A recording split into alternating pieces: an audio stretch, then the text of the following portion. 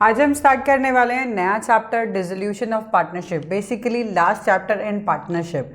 अभी तक हमने जो पढ़ा उसमें प्रॉफिट एंड लॉस चेंज कर रहे थे पार्टनर्स, नया कोई पार्टनर ला रहे थे, एडमिशन हो रहा था, कोई रिटायर हो रहा था, किसी की डेथ हो रही थी, तब हम अब पार्टनरशिप के अंदर जो चेंज कर रहे थे, एग्रीमेंट के अंदर चेंज कर रहे थे, तब हमारे पार्टनरशिप का डिसोल्यूशन था। मतलब एक्चुअली देखा जाए फर्म का नहीं, पार्टनरशिप हमारी रिकंस्ट्रक्ट हो रही थी। अब पूरी की पूरी फर्म डिसॉल्व हो रही है, खत्म हो रही है। कैसे, क्यों? See, Indian Partnership Act 1932 dissolution of the firm means dissolution of the partnership among all the partners in the firm.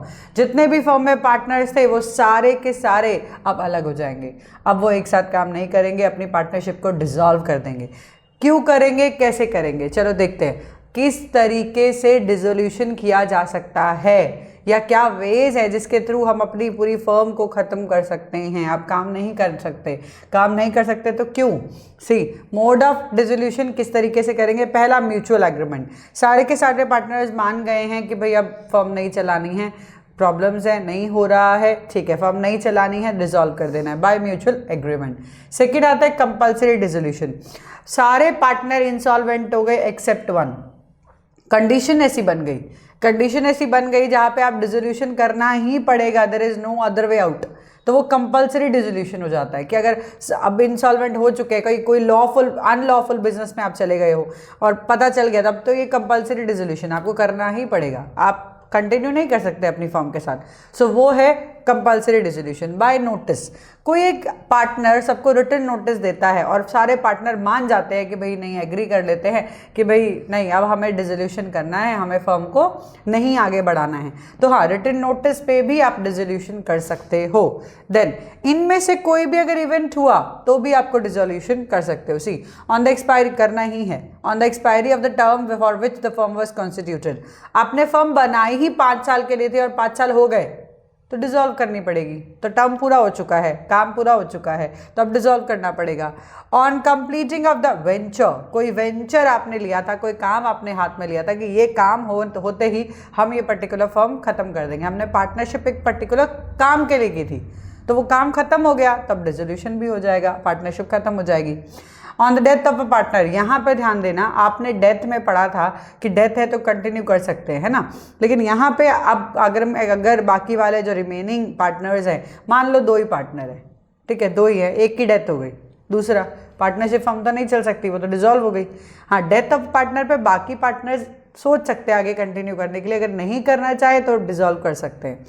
Again, अगर एक पार्टनर, वही मैंने बोला कि अभी सारे पार्टनर इंसॉल्वेंट हो गए हैं या फिर एक पार्टनर इंसॉल्वेंट हो गया है, तो फिर आप डिसोल्यूशन कर सकते हो। That is the last one here. Dissolution by the court. अब कोर्ट कई बार आपको नोटिस दे देता है कि भैया नहीं, आपको नहीं चलानी है, आपकी फर्म बंद कर दो। क्यों कर दे भाई, वजह बताओ।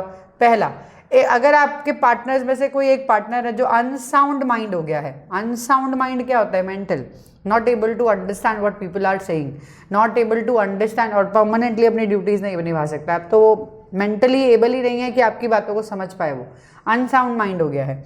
ल्यूनेटिक, अनसाउंड माइंड, फर्क होता है, ध्यान रखना, बट वो आप पढ़ना अपने टर्म्स में। लेकिन अगर पार्टनर हो जाता है अनसाउंड माइंड, तो हाँ, आप डिसॉल्व कर सकते हो, कोर्ट बोल देता है डिसॉल्व कर दो। अगर परमानेंटली वो अपनी ड्यूटीज नहीं निभा सकता, मान लो एक्सीडेंट हो गया है, स्पाइनल कॉर्ड में प्रॉब्लम हो गई है, वो चल फिर नहीं सकता है, प्रॉब्लम्स है, ज़्यादा बात भी नहीं कर सकता है, इस तरीके से अगर उसकी हेल्थ कंडीशंस हो जाती हैं, तो क्या वो फर्म में काम कर पाएगा? नहीं कर पाएगा, ऑफ कोर्स। तो ऐसे सिचुएशन में आपको आपका फर्म डिसॉल्व करना ही चाहिए, करना ही होता है। A partner is found guilty for misconduct which is going to affect the firm adversely.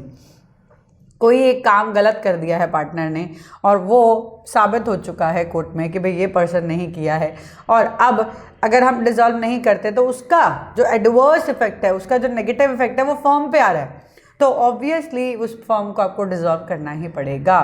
वो अगेन कोर्ट बोलती है। Partnership agreement is a breach. Again, partnership agreement breached persistently bye partner और पार्टनर्स। पार्टनर आपस में एक agreement बनाते हैं और बार बार एग्रीमेंट के रूल्स को तोड़ते हैं, बार बार आदत हो चुकी है, या तो एक पार्टनर या तो बहुत सारे पार्टनर ऐसा करते हैं, तो डिसॉल्व करना पड़ेगा। कोर्ट बोलेगा कर दो, क्योंकि एग्रीमेंट ही आप अपना नहीं चला रहे हो, आपने जो लिखा हुआ है अपने रूल बुक में वो रूल्स ही मान नहीं रहे हो, तो फिर तो आपको कोई ज़रूरत ही नहीं है अपनी फर्म को चलाने की। कोर्ट को जब भी लगे कि डिसॉल्व करना सही है, तो आपको डिसॉल्व करना पड़ेगा, सिंपल एज दैट। तो कोर्ट ने अगर बोल दिया है कि आपके इस फर्म को डिसॉल्व करना है तो करना ही है, उनको सही लग रहा है करना ही पड़ेगा। Then the business of the firm can not carried on the except at a loss. अब पता है बिजनेस ऐसा हो चुका है आपके फर्म का जो बार बार लॉस ही दे रहा है, प्रॉफिट हो ही नहीं सकते, अब दिख ही नहीं रहे कोई चांसेस प्रॉफिट होने के, ऐसे बिजनेस के साथ आप कैरी नहीं कर सकते हो। तो ऐसे केसेस में अब जब अब बार बार लॉस ही होता जा रहा है और बिजनेस में कोई कहीं से भी प्रॉफिट होने के चांसेस नहीं दिख रहे हैं, तो इस पर्टिकुलर वे में आपको फर्म को डिसॉल्व करना ही है बाय कोर्ट बता देता है। So these are the reasons, और नहीं नॉट रीजंस, बेसिकली मोड कि किस तरीके से आपको करना है डिसोल्यूशन अगर हमें करना है तो हम ये सारी चीज़ें ध्यान रखेंगे। ओके, तो ये मोड्स हैं कि अगर ऐसा होगा तो डिसोल्यूशन होगा। चलो अब हम देखते हैं इसके बाद डिसोल्यूशन ऑफ फर्म और डिसोल्यूशन ऑफ पार्टनरशिप में क्या डिफरेंस है, दोनों में डिफरेंस है, लेट्स सी दैट।